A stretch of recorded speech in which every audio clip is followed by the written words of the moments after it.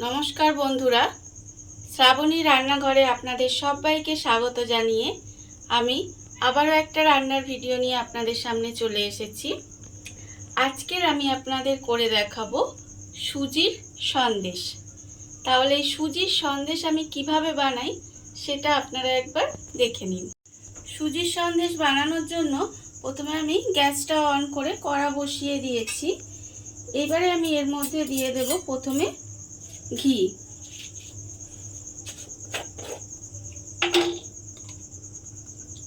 এখানে আমার ঘিটা একটু বেশি লাগবে, বড় চামচের প্রায় 2 চামচ পরিমাণে আমি এখানে ঘি দিলাম। এবারে ঘিটা আমার একটু গরম হতে দিতে হবে। ঘিটা আমার এখানে গরম হয়ে গেছে। এবারে আমি এর মধ্যে দিয়ে দেব সুজি। এখানে আমি প্রায় 150 গ্রামের মতো সুজি রেখে দিয়েছি। সেই সুজিটা আমি এখানে দিয়ে দিলাম। দিয়ে এবার সুজিটাকে আমার খুব ভালোভাবে ভেজে নিতে হবে। আর সুজিটা ভাজার সময় কিন্তু গ্যাসটা একদম লোতে রাখতে হবে, না হলে সুজিটা পুড়ে যেতে পারে। সুজিটা যাতে না পুড়ে যায় সেদিকে কিন্তু লক্ষ্য রাখতে হবে। সেই জন্য গ্যাসটা কমিয়ে দিয়ে খুব আস্তে আস্তে সুজিটাকে একটু ভেজে নিতে হবে। সুজিটা আমি প্রায় মিনিট 10 ধরে লো ফ্লেমে আস্তে আস্তে এইভাবে ভেজে নিয়েছি। ভাজার ফলে সুজিটা দেখুন একটু লালচে হয়ে ভাজা হয়ে গেছে। এইবারে আমি সুজিটাকে এই অবস্থায় নামিয়ে একটু ঠান্ডা করে নেব।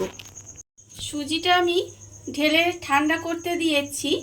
আর অন্যদিকে কড়াটা আবার আমি ধুয়ে পরিষ্কার করে নিয়েছি।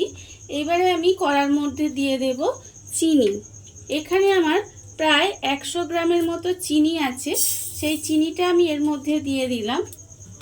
আর বাটির যতটা চিনি ছিল ততটাই কিন্তু আমি এখানে জলও দিয়ে দিলাম।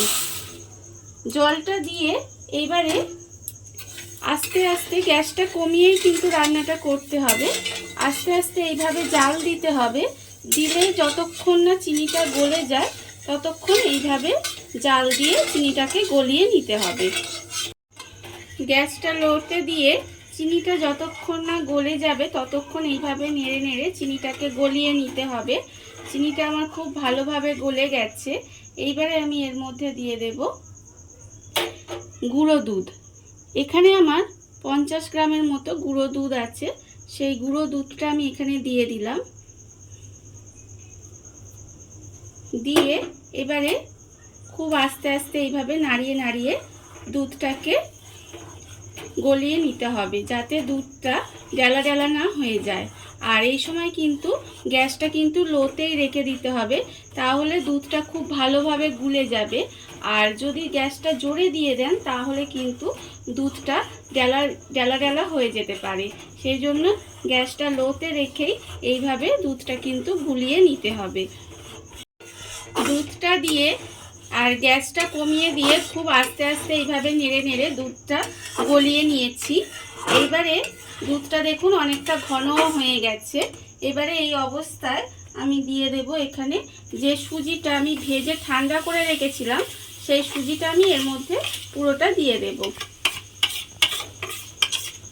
সুজিটা আমি এর মধ্যে পুরোটা দিয়ে দিলাম।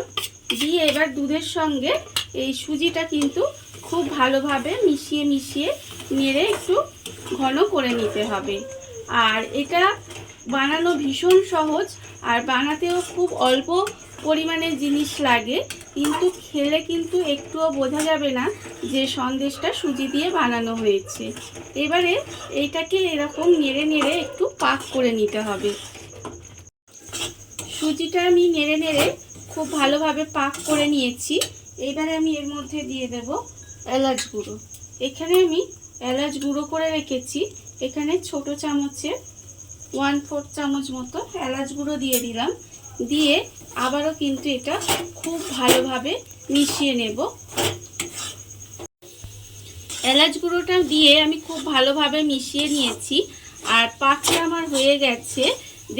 দেখলে বুঝতেই পারবেন যে চারিদিক থেকে ঘিটা ছেড়ে যাবে আর এটা উঠে আসবে, তাহলে বুঝবেন যে পাকটা তৈরি হয়ে গেছে। এবার আমি গ্যাসটা অফ করে দেব। অফ করে দিয়ে আমি এরকম একটা প্লেট রেখে দিয়েছি। প্লেটের মধ্যে অল্প একটু ঘি দিয়ে ব্রাশ করে দেব। অল্প একটু ঘি দিয়ে দিলাম। দিয়ে এবারে এর মধ্যে আমি ঘিটা মাখিয়ে নেব। ঘিটা আমি প্লেটে ভালোভাবে মাখিয়ে নিয়েছি।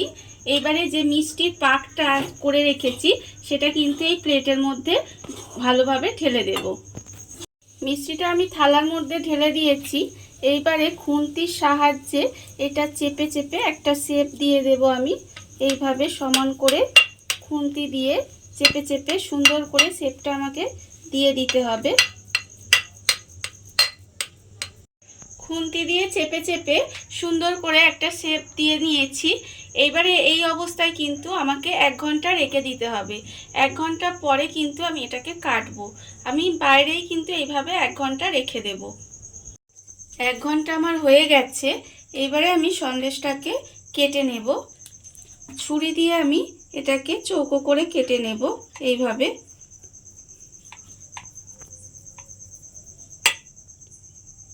এইভাবে চৌকো চৌকো করে আমি কেটে নেব। তাহলেই কিন্তু আমার সন্দেশ রেডি হয়ে যাবে। ছুরি দিয়ে আমি সন্দেশগুলো কেটে নিয়েছি। এবার ছুরির সাহায্যেই আস্তে আস্তে এইভাবে সন্দেশগুলোকে তুলে নিতে হবে। সন্দেশগুলো আমি চৌকো চৌকো করে কেটে এখানে তুলে রেখে দিয়েছি।